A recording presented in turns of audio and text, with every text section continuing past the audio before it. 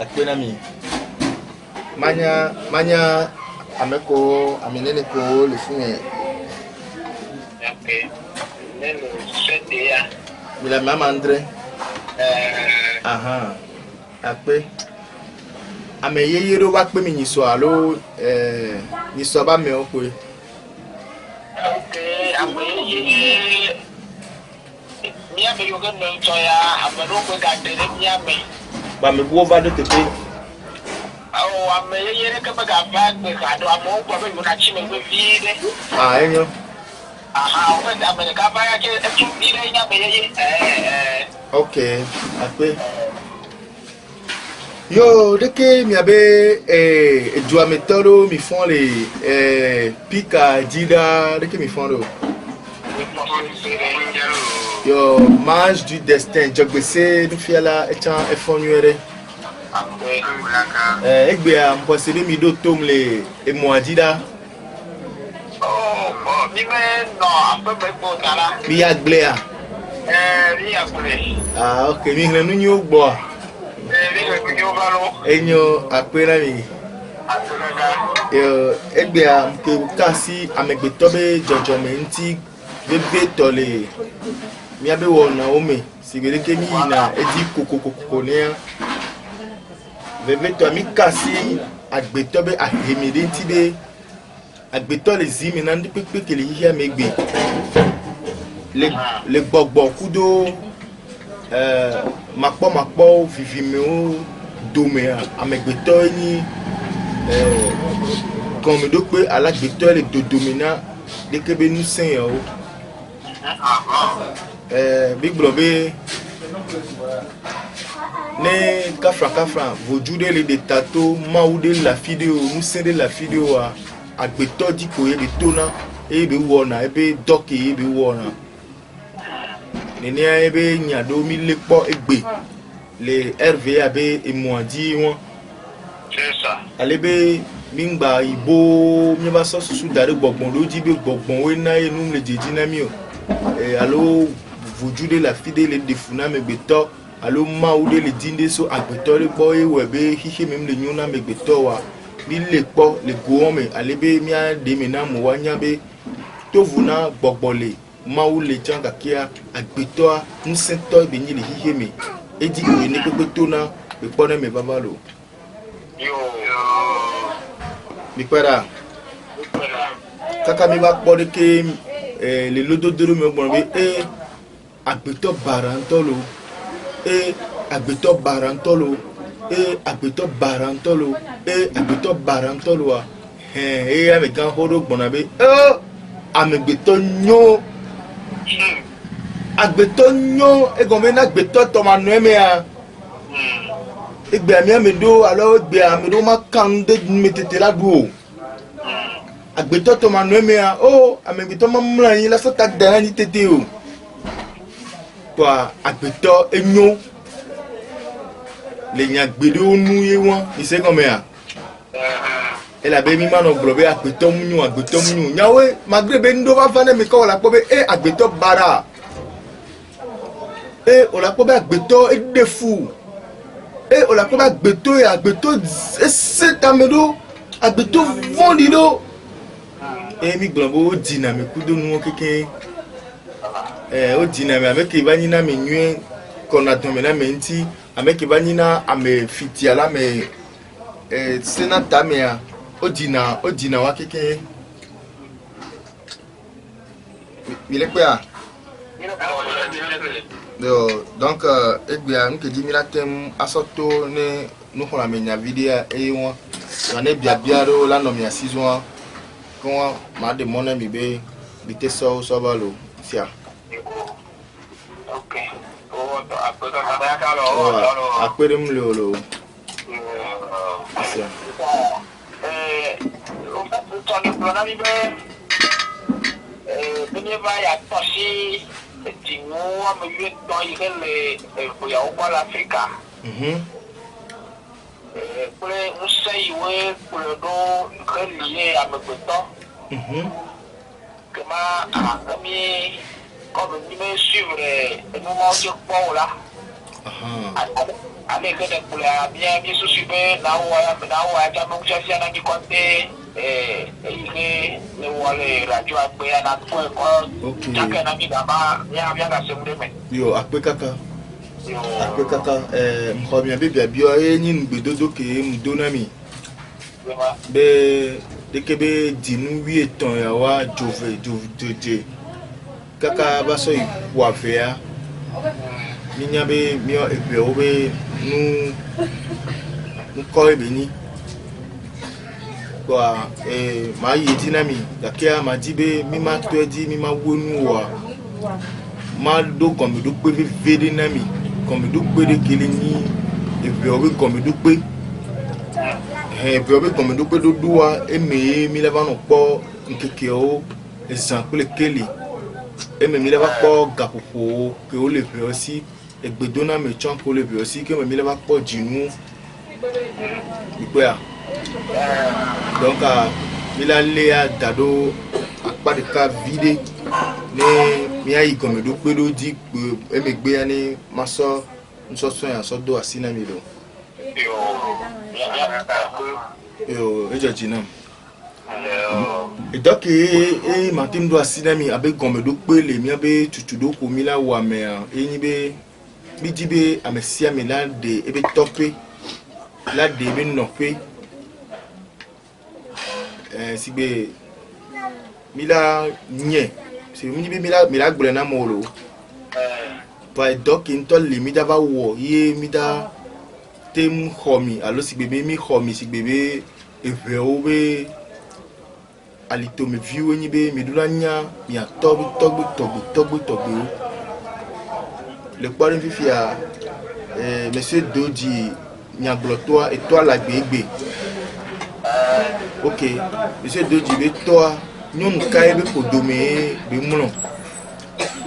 nous sukaba litome monsieur Doji be toi mulon non la litome ke ngbe ba do vidi dorimi fifia togbe Doji be togbe ganre Doji do la nye Doji be togbe gambe togbe e do la nye chan e le ni chuchudo de ke alo gomedo pe de ke mi dibe ka fran mi anye ni mi nye a e me mi la ba no nya nke le tope le akodo mi nke le no pe la akodo mi parce que gomedo pe e won nke nti la yo amede be Doji me ka do nkwani o nke jo ke ngbo e didi eva de fuyo wa be do Doji ni a inu pata mi anye mi ba akodo re no pe de nu ke mi hena le no pe o tope de nu ke mi heno fifi are le mi ave topa di are nyonu ono na suko ya nu suwa srono na ogbo amedo adavale po memea nyonu o de na suwa ono na suko ya eto lele de po meme ke topa di eto wan pe de na funoa eno pere eto wan pe de na funoa enu wan bidibe ma so do asine ya de méthode sia de pe susube mia awo do be vede so ntinam voilà ni mi wo e be do ba do afide voa ni nto ma va e la nya sende mi la kan va magba ni réseau be asimi portable dio oui e fi ke agbeto ba nya na be jojo mi le a jojo mi be moro le a e won ise me bibia ase ni kafa mi da ba wo e dole a mi matemto mi abe ahodo tope ino pebe ngbedomi la wo ni pepe na mi o donc eleni ni kukure be ma de kukure ameko pata ma kokuro tepe ya o tro ya pe suimi ri sron loda ne amero mte so wano alo atodo cha no jagba wanya ebe nko wanya nu suke alo wanya jijimi vide alo wanya ntinya vide so watogbe wano ba paji watocha ba paji voilà c'est senkele no paji na mi e kokai mi no paji opono mi to pajere kokai opono nu pata mi dibe mi anye ba elani nyanya ni mi on to keke isia yo ni gomedo pebe enyake matin asodo asina mi kengbo e mi ababe mi le je nu so stronde alo manami chuchudore kaka abaso jojo mi be nu sen ke obona be a oda mi lo que vous avez bé au nsé alors la tem fion noir mais au temps la tem l'aide ameo le wabe vitio mais kutogbo kuma mo be kekeli ici là akpenami donc ane biabia do le miasi ye mi dibi anyande ami kodi mi ne mi abiom mi do mi abi inquiétude biabion tina mi voix elle a peli mi antibe mi da ba ton so so to dia monsieur me nande ko gana non clair na monsieur mi donc ma so gbe na mi be ne biabia bula no miasi ken gbe mi anto mi da ba do so so be nkeke na mi alo so so be game na mi ya bila alen kudo nti to musakwe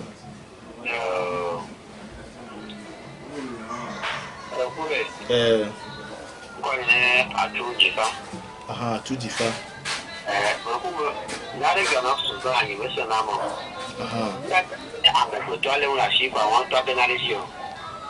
ok opo be menu si anu ya gbe to ba lo lale o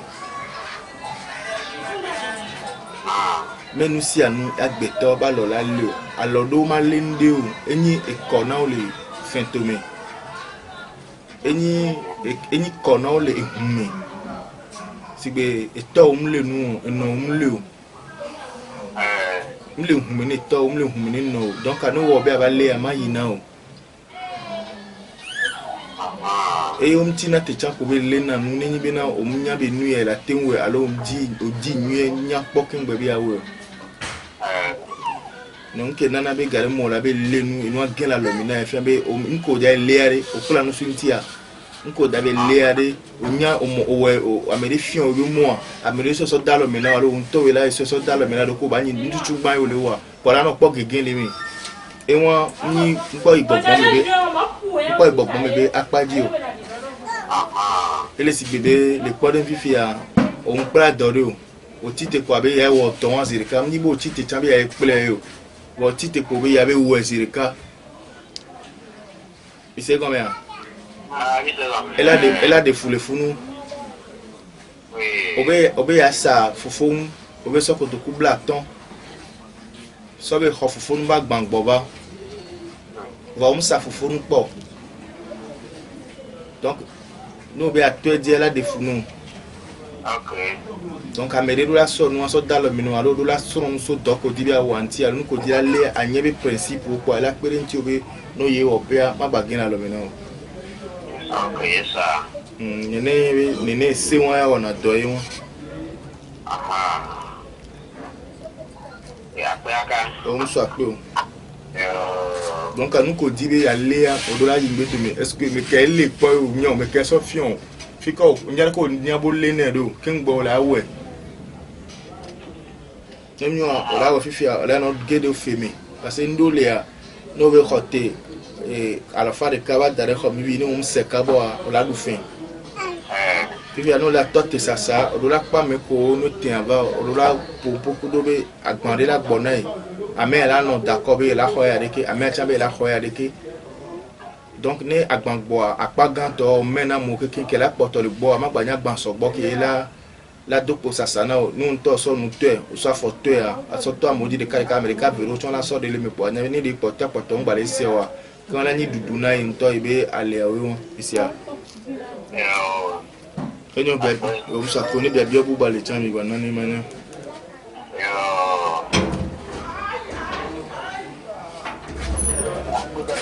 apere mu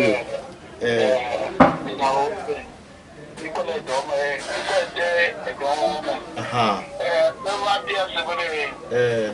ya bibla na minya be ya moyo kakala njibajia amerikai adam prema me mi jojo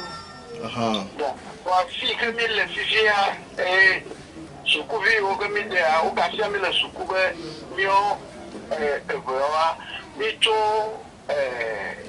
luka ejibite kama kore Nigeria kama kokore yabe mako yo kemi le fifia o mi kele fudo na webe we mo le chaka do na mi ya ma gbeno no fifia enu ma jinjina mo enu betela ele fudo Bimanya fika mi alito. Le eva Dios gore le kenya te wo akamodo ma. Yo, akwe kaka etani. Niku doji beta yon alo. Oh, oncle ya. Ah, okay. Ah, okay. Hihia mi sobe de ni. La fille peut te beli ka pour elle même. Yo, oncle. Mon corps mi bébé bio, misia. Ta flachelo. Nous sortirons mi agba ko me chan po. Mi atogbo epewo mi wa togbo ni Adam Clever. Abaze kele mi antia mele mi atogbo Adam Clever anti o. Nenyi bi mi glo bi mi atogbo ya. Mi nya abaze kele mi antia ele Adam Clever anti o. Adam Clever mi atogbo o ni o. Yuda Adam Clever wa ni epe o be togbi ko nyanya we biso Egypte ba Palestine bi ba iwoyo ba Nigeria ba ya gbogbo me ba iwochin bi ba gban do didi anigbanji egbeni ni ba nyawo ko nglo chan nyado leme alo emoro o lado mele ndo mi ba me gan ko be nyado laba dogole no me na mi kekereka mi desia egbe ma gbe na mi porebe Adam Clever mi mi atogbo ni Adam Clever yo vo be nu do anyi yo vo amedi dula o Roma Catholic yo vo we o nani o wosusu be yo ade ntinya de tona mi ne be ma wo Adam Clever aw ne mi zondo nko nwuro adia kafra ho manyala ganga onto cha eniya mi nko na over de ko la so ezu khose na bo bona bonu kroa no ko ese kwa o chon o bona be yo za khose ikoya sino le nyate pe to me ameko le yona mi be Adam Clever yo voni fifi ani kudo are ame ibo mini donc ya to gbe go mateni yo vo mi o mi na nya me ibo re enu ke na jibe ma gbo na mi be gon me do pe ni tutu gban to be me sia me ne di eto pe me sia me ne di eno pe e ona be arbre généalogique moi et la pe de mi anti bi mi la nya mi ape henu vide mi de se mi a fifia oyona nyati debe Israël yo ntinya e o so le comparer ko do mio epuo ni epuo be ntinya e ni nya ko le to alo le Bible ya menami Israël vio be ntinya fifia kengboy wole ba so Israël vio be ntinya so namia yo vont va nomia bolé Africa yo vont va Égypte et on va kunu me kudo de que ameibo no na gbero nti donc o jo le obenunya si de je onua o wadam ke je alebe de ke o latem tro enyado ye watem mulen so do dami bi mi anyabe de que gomedi di ale yo nous que fiko le fly ni ameibo le o le tono be le gomedi di ma wo ti popula nigba ke anigba le nyama non me li ni o a enyati wa ni mi ya dwe me gbe mi ma wunu egbe voa mi anya kwelebe Adam ndo to Adam Eva ndo to ile se mi a ni ma wuye wo Adama ahonvi manu esi o ni ma wuye wo Eva ahonvi manu esi o voa que Adam Clever va do khoa me kayo wo o Cain o Abel il est quoi? Fifia, on va le pober quand il y a au soir, on vit à Honkané.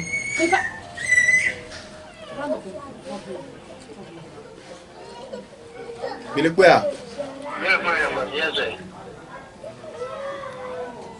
Elle va tiens à Honkan, à Honvi, au Souéné Tchaï. De coucou, me libérer, et moi, fais à ton âme. Il est là. Fifia, et nous qui les niamé, au sort, nous tignadé, au sort, nous tignadé, sok bona, à son blé aïné, et puis du coup, oui, maouo, Adam Cleva. Ne mi len kudo, et n'y a que sok bonantia, Milakobe. Que va doit fidia on a minyabe nous suivi veke Adam Cleva o do ho wa o dia le fun fifia e fi obo do ho e ngba ni mawu ke wo Adam mawu ke wo Eva e ke wo de video lo menao Adam Cleva e fi obe on to do ho yo wa me pepepe ameko o chon wa e so ku da make mawu wa il y a des mille profondes d'or. Et puis, il y a des maoua. Il y a des maoua. Et tu as donc été les tantres ou mais avec maou peu bénéné. Mais quoi? Et tu as donc été pépé trop ou mais pépé si bien que maoua mais au blonné. Ou autre ou mais pépé c'est que maoua au néné. Fifi ale nous tinya me le funua o le naminya be de kade vekeyo watchon do hodia America va di kuna America Fifi elle a pas ta menene elle a menene on etanyo enya kele gbona mi ani mi hne Bible mi la po ni mi ngba gbon ke la ye di cha ni mi hne Bible ke mi o fion mi la gba po if you obey the kaje ke potoa ebe de son du boumé be de son du boumé di viol o yo de viol ben ko ba nu ke bebe de o mi ben ko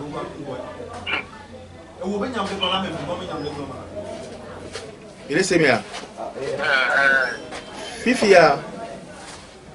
be kaoni amebu ko ni nyon le du boumé yo be de son me kawi la fibouye kan Vedéo, Védéon, le jouant me divi le podo menao. La mélenia. Et Tonio. Et puis que le tanamia est en vidéo. Ne, au son noir mais ne. Au de calentia ne ne la poto. Ma me nye poto. Mikare dia. Fifia, a même temps que quand on a dit que dia ne, elle va vers mebe, a m'aider là baba diviare, a baba wa mere, fiko la pas me betolo.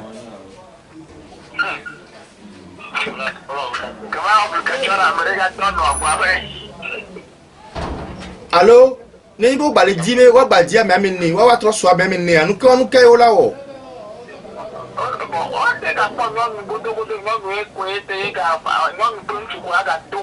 ti anu kai le lani le kapo po mo kunu su kai lani le kapo po mo kama atangle e ko yin enyo mo mchirema aha fia ne tobe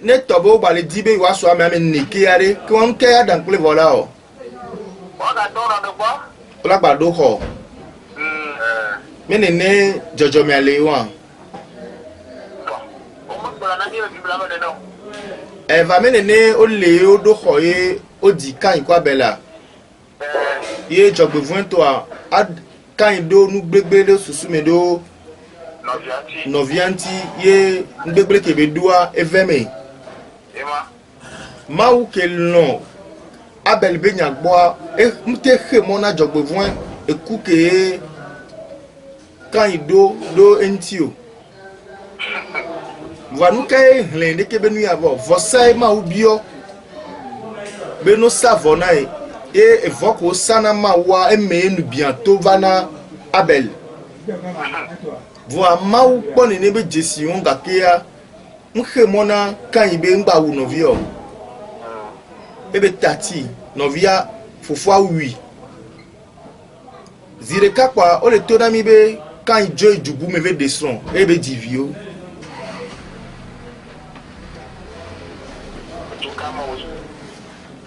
nemi bio ameko so nyanyu avanami ameko so hosi avanami a omnya tani nyawo kaka vana kwekele tanami kaka milava jo mya basi umya togbo ko mya nocha omnya tani la glonami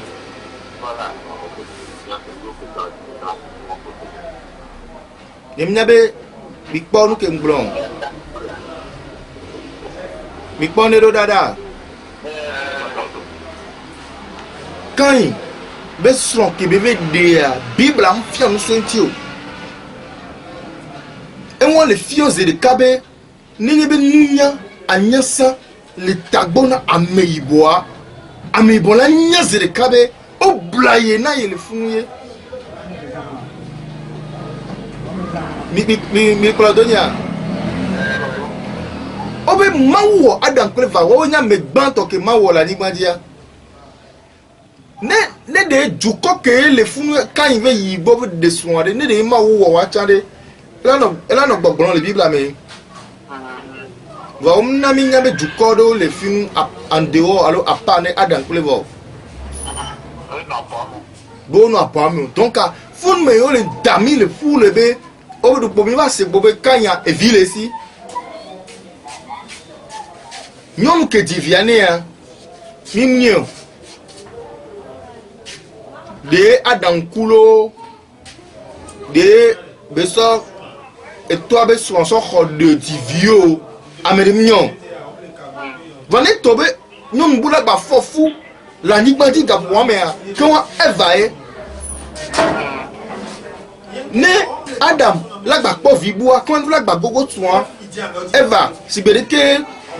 ogogo Eva sanye opo Abel ku kan nene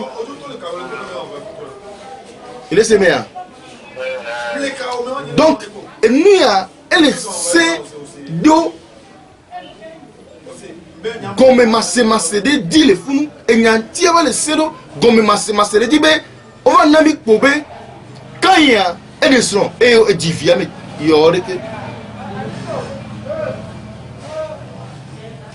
etanyo fika e kan iponyo nu won le be de o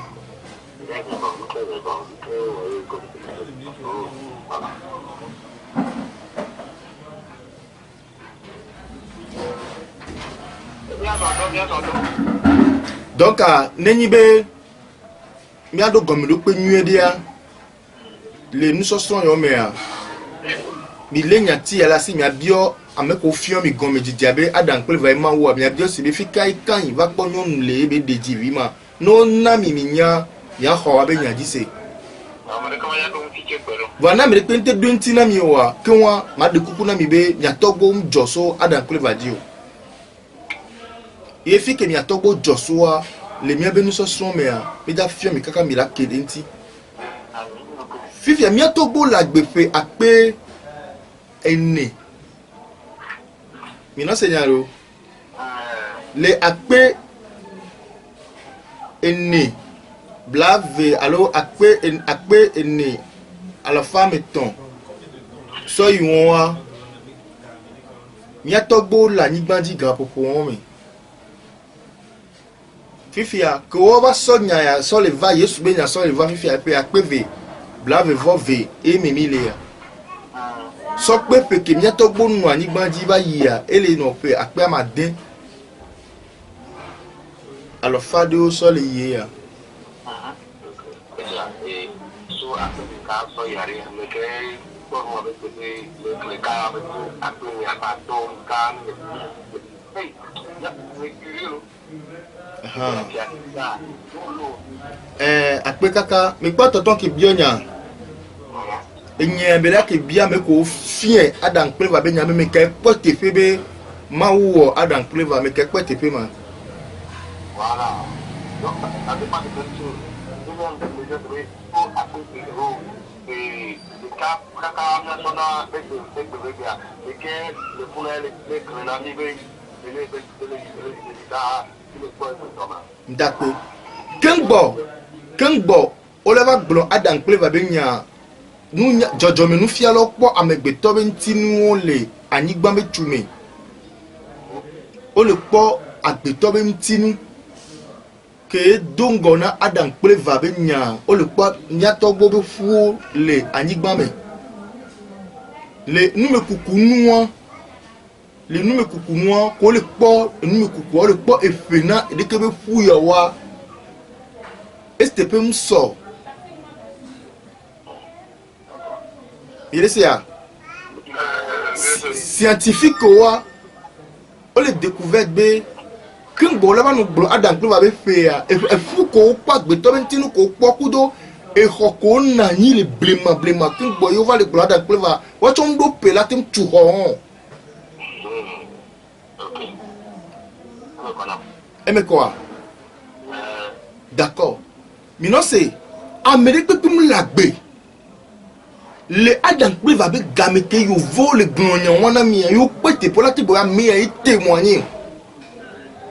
wa bio se no ke o ngone ne be nu mi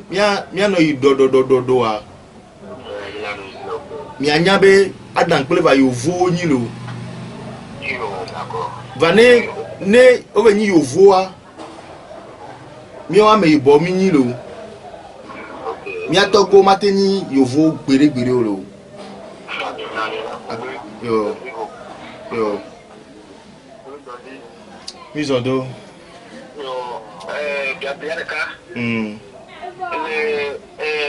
nous les FA gareba le colonial be maudu tule babel be ai Africa me nya jojo e o ni de comme nous de gaba quoi so singe be ni bino be ba da tro ko nya ma bitina yo ndako mi abentinya ekwe Amedi Doulaou o 3 lenti 300 na mi egbe bodenu biko do yela no nyanya mi na mi be Africa ni agban keme yo vole dunu le ni nyabe mi nyane ne mi la te kanse na so kudo ke jamo on va mi abe agutu adi pikadi le funwa mi la te kanse na no ke joye wa be nkoti anyegbe mi la te kanse na ma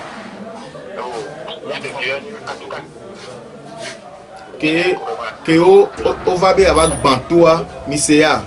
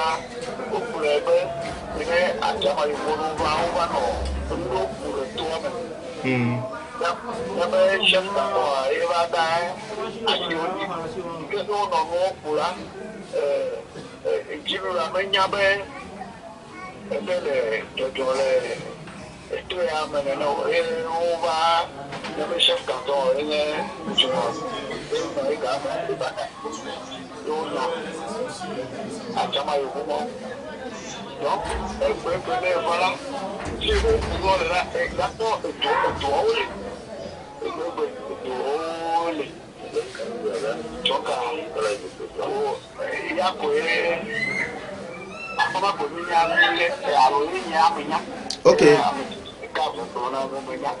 mi sebe ni ni ko le kutua o po kisi le nu keke me o va po kisi tavore so fodara fodi na ire do am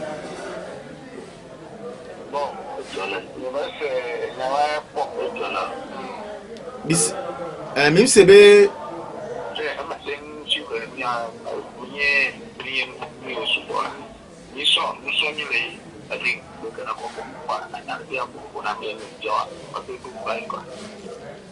mi le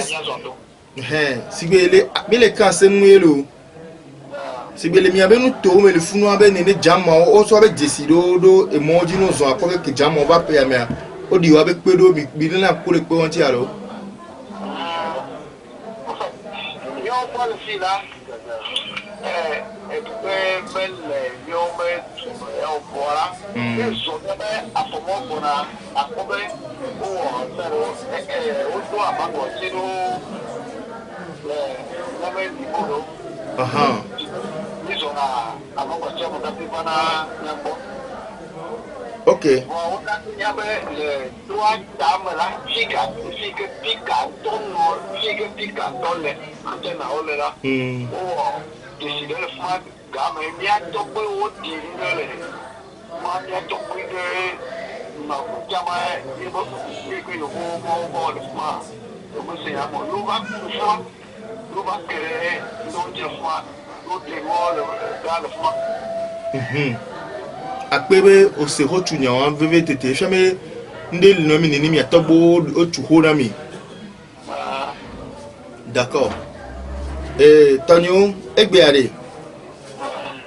milano kan semdeke yenu ko nyinu matiso no do aye menami le numi kukudo nua le chama no lenkureti mi aba no yi khose kenyi bibla nyawoya nuke yo so kudo khose na mi le mi anto mi agbo milano kere chanti ekwe a de ojibe aba gbanto ai iresia gake nusen jojo mekele eto won dia o ma te gbin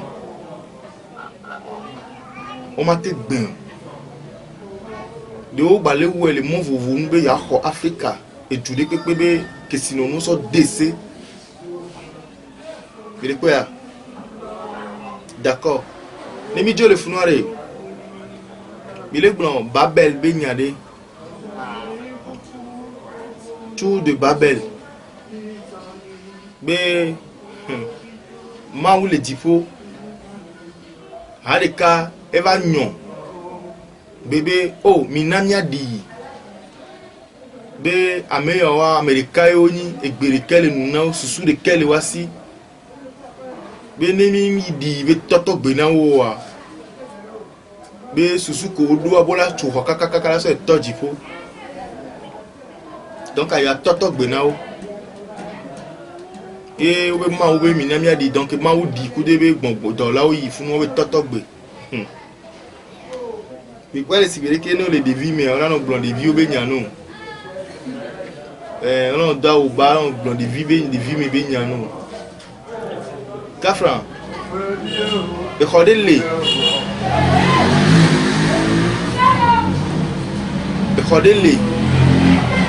anigba alo amela chuka kaka avion le yi ayame le dope ganga comme le kele ma unti wa e khodele la petela chuka kaka ça yi dipoa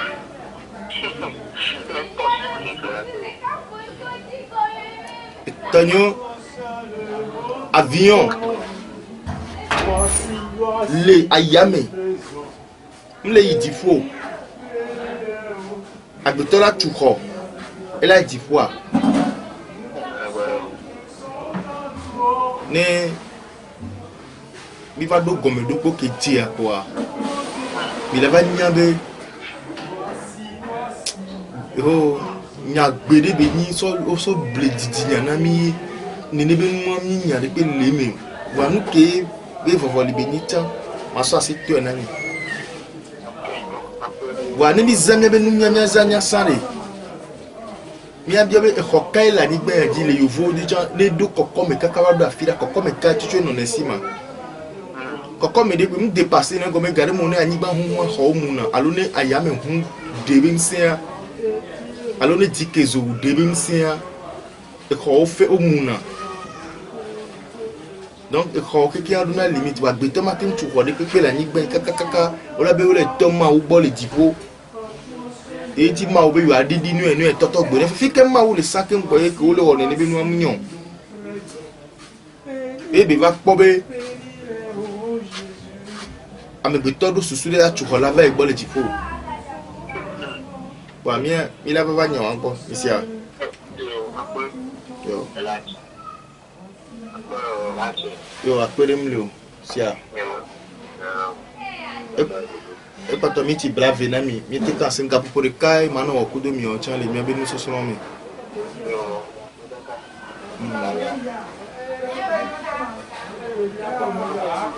Dogwelo. Yo mi a raison lo.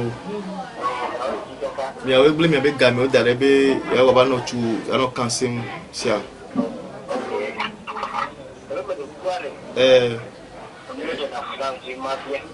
Aha.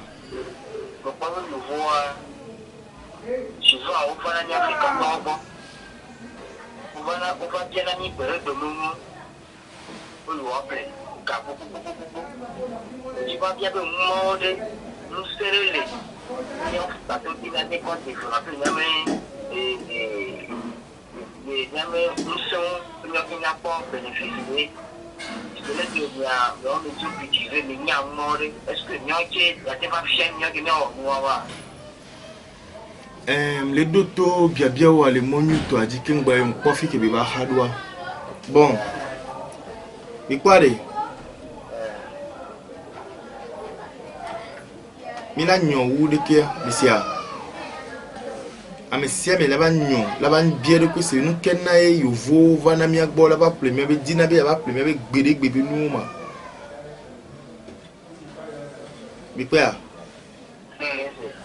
Et nous tidinya ke no mi atobo sia e nous ko no asia enyi nu amlimai. Oso wa amlimai oso wo chesigedeo. Que wabe missionnaire ou va don ameble là ou va blemi on va blema ou benyanami ou glon yesu benyanami e me amegedo va le pote wabe nu ko lo osia so le dangbe que susube yo apo agbemavo parce on va le proposer agbemavo no be dipo paradis de la fide be no lo nu ko ngbe po abola yido paradis so ame evo e quand me amero au fin o ho lo aussi il y a quoi les nions pour ben améon battre son nom les dangbo do tiens nions te khol kekin wa et me o so aye va le plus haut gagbo gogo susube autant les ans ne be nous en Afrique nkekere le bon fifia ame ibola sagbedo yo vola trop sagbedo nkentio mi so bien be nous sembe nous keke so na yo wo mi so vojude pepe so na o miso hebieso kelesi sonao nkekere le fifi ame ibola sagbedo vous voulez trop sagbedo nkentio bisa nous c'est ana wo fifi awo itagbo ele wo si ame ibolo ji ele senya yo vomdo dio yo vodo susu ame ibomdo susu ame ibodo eti nezanya tidelo mnibe mlegloba ame ibo tagboku na oyolo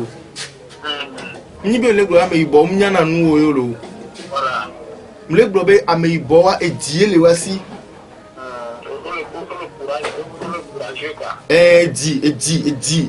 nobe di le aussi c'est yovo ya susue wa le aussi sibe ne kafra mi abenu godo vivi ya yovo la tete so ndu na mi ke mi la du yon ba nya ben godo benio ba me iboya sibe ebe comme susuom lesi wa nya bera ba tete so nu ya so nu. Ele se bien. Mia be nugo doa e o trowo abe atike alo engrais ne fifié o to so le nami on to mi tro so le do aglenu le bele sinami. Emnabe bele se ndé comme namu. Donc les nyonyon me ayo la nya le et moi que je bosse nous chira les films ils sont mi atogbo be didi nyanyantia et là o beninde le mi ba hodo mi la nyebe mse nebe mi atim troll mi be dime la tim troll ba zunu na mi ataso drame be yiye me doa mi la we enya ewa elle avait bere nous que yovo va plena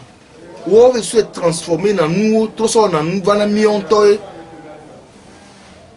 o be khona nous sia o khona nous sia bere nous se kele mais o du sané so créer dans nous bu trop ça va na mion et que la so wa be nous de nele mais aso nous ko la so do dami il est bien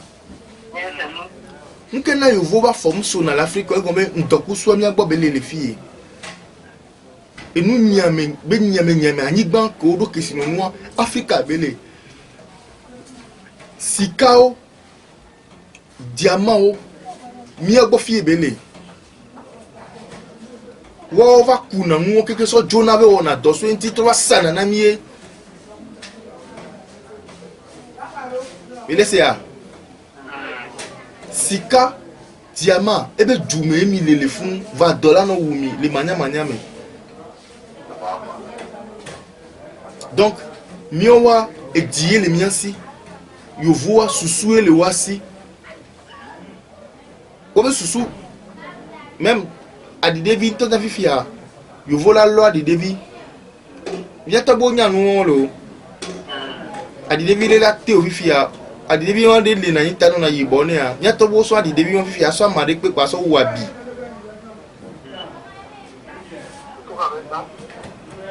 mibe a di devi de le fifi mi to bo la so amade so dara di devi a di la chubi fi bo la so wabi c'est bien. Egbea enu gede le mi to gbo be na mo so gbogbo do gbre dara ni gede do so do jo o gba le yi to le vaku do ni bi nu ko so jo go me eti adie ni eti la me na o eti hun me na o donc o kuwa ko gba to le vol di oku do nu nyawan yo gba ba le wo amilima be nu won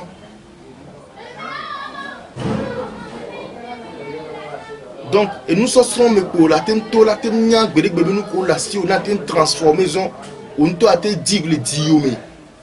ai diome ai meo yo la te so wonu ajado ko do enya eya on l'a dit les diome gbede nous a tu pane na iva isano so ega san franc dode ya elene no so akala do nboni ya ento don akala do na me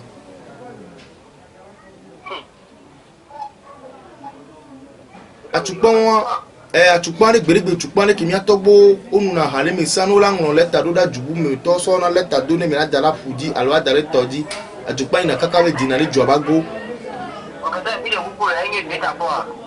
deux tampons ewan verde ne gen le peji ane mi dele peji ane couleur ndo kusu le du pa be apo to mi zele cha yiro wodo be tesilenti nene atukpan togbo so pode o so tututu le anigban sibo o dine no kwa gome fi ko pona de doa o dine le funu na peli gbe o dine le funu o so dona come po akoko video de ngbo ni alo akoko video le ebe gbi ngbo o ne kaka ona ron va ke ani yo vo wa vale di atukpan wa o sa de kana mero 10 millions de 15 millions yo vou va plat atukpan de 10 millions a mon presi ya me andra me wo ni on po ga egbe e go be nse nde la atukpan me e ko yo vou va di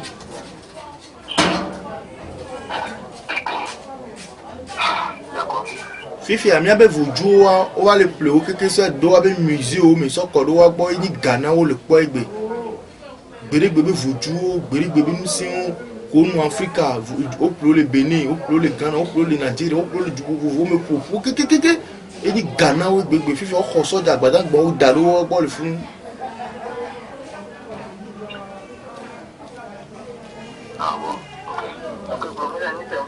donc amira dire bien le comme ne mi gbenya topé togbe pe we jo so pe nu ki la ko do me na mi e non pa di topa di po e tsunami bi débliwe gombe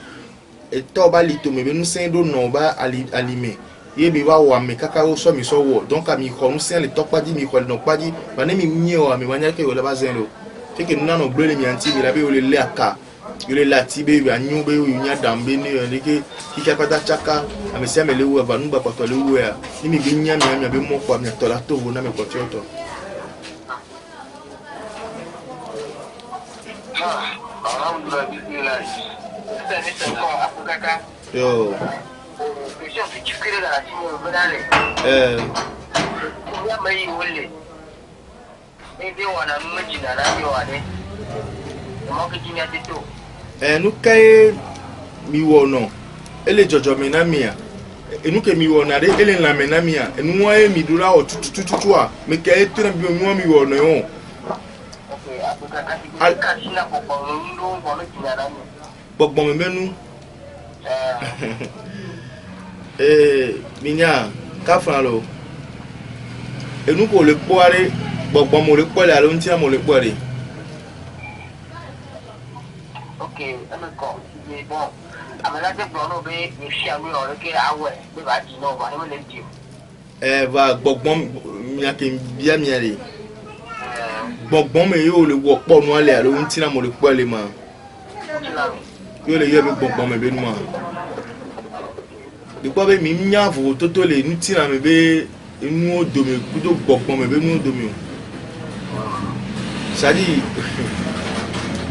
o tembla aklala jeno ajafi be to me fifi o so dare ko gomo na me de pe la bo gbogbo me be nu de fun nai yala yo be gbogbo nu ba meni nu ko yo na be gbogbo me be nu aye o me se mi a enu ko na be gbogbo me be nu on kun po ni o eto cham se ni o voyin na nu wo na gbeto mi se mi a neni be amajamadi be mo le te won amajamadi allo jojo me be nu fiafian be amagbere be mo le te won mi gbogbo me be nu yo le wo vo anya gbe abe yo yo a e de fu mi gbon bo be gbogbo me parce na me afian ahame ku do ataku po a o la be we fi gbogbo me be nu a o nya gbe am yi de dodo ko la tin yo be gbogbo mo me amma o le po de ke o wa te be gbogbo ese me a fifi amanyanya eye dona nana adite na me amanyanya amajamadi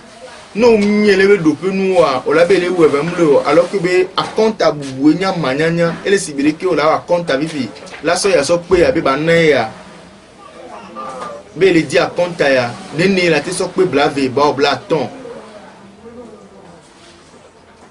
o la so blaton so pe blave ba o blaton allo fifi ya ne be na o mtebe so blaton so pe blave ya ele avait des blaton na wa fun meye o la be le wa nu amma be nu ya le va mle dina yo ngombe amma ke tutu la jamadi be na gbegide ya de ke o mio ke ame anya le be nu pakpla do nu la fion we va wa wo ke be ni se ya o mda nya be e amma ya la tin jamadi na yi be la na blaton we amma po se be no be di o li pepe kudo ezodipo a e la o de ke na yi o semia si be wa nu ke da va susu mene wa e won voa alors que da be wa lo amakele jamadi ba do amabe gbe na wa where si be oho omunya be yi fifi ne ne amara tin wo doku do yo mi semia okuna no me keke o nyana nke tutu be nyia elo nimnyo la bobe wo ya amle jeji na yo kafran joda bi ofifi amado le joda fi me zen gbere o e amado le cha ma bi le zemi gbere o wa wo won nko da pre le moto ku gakela si wa ma won be jesi ko da dare ko da tebe du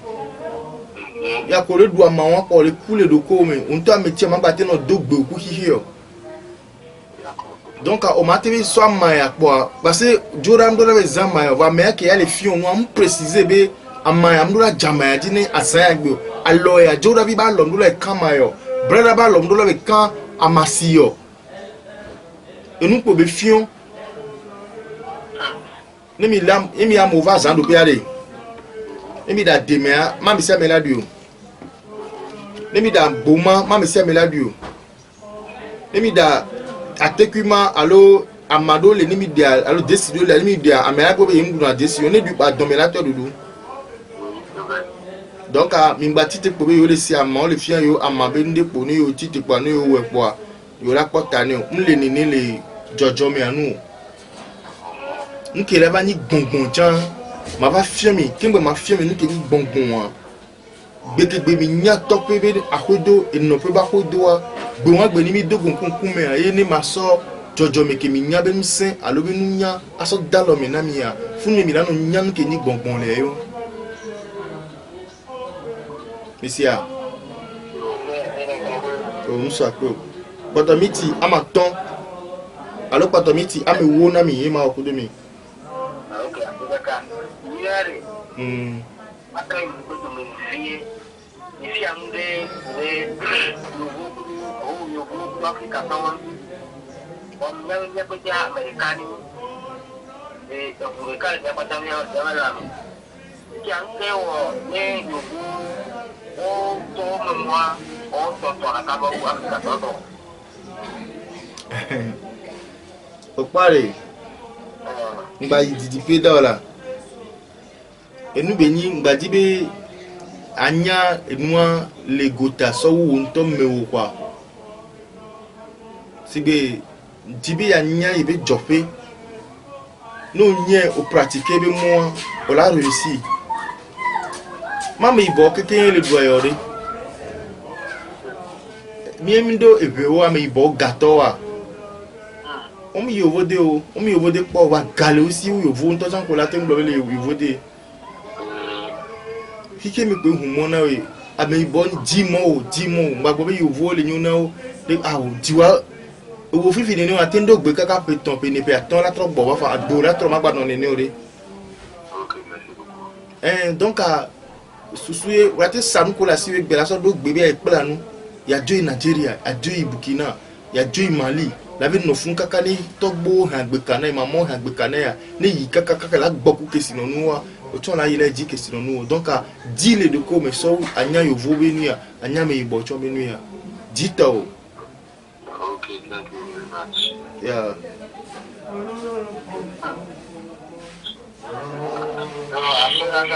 yo akpene mi oncha miniti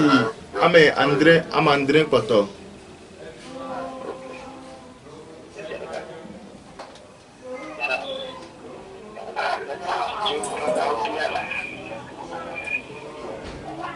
Allô Mile kamera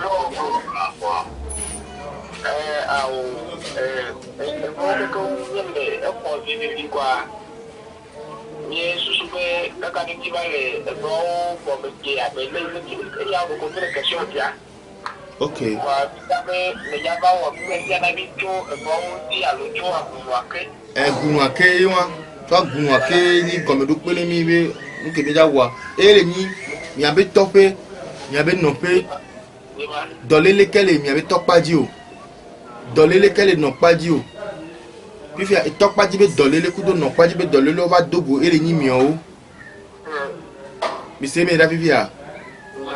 donc nke be la no so amidjen pa zimi ba dogo no chakwa me fe kule kela no nsi o bila emi la ba di la nyana mi kingbo fun mi la gbo mi initier mi le egbe me cha mi la ho togbo mama e be Africa be kekelia fun mi la ho nu si ale won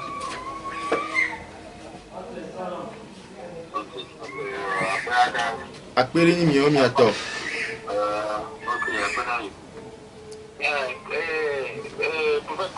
ago